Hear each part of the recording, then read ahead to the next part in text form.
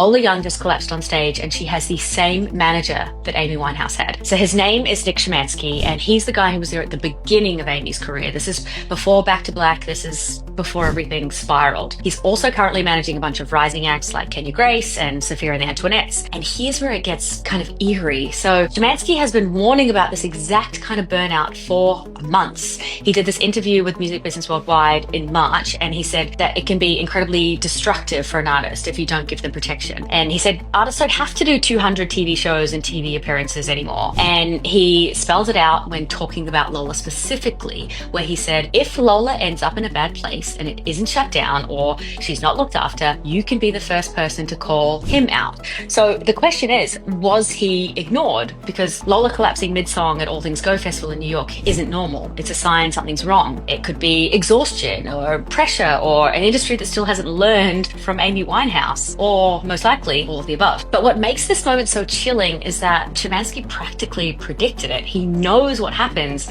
when you push a vulnerable artist too hard, and yet here we are. There's a little bit of finger pointing happening on the internet right now, largely at Szymanski, but there's a much bigger issue at play here. The expectation and pressure on our artists is coming from every level, from the fan to the artists themselves, all the way up to the top, the gatekeeping decision makers sitting in boardrooms right now. If Lola Young isn't protected now, we risk repeating history.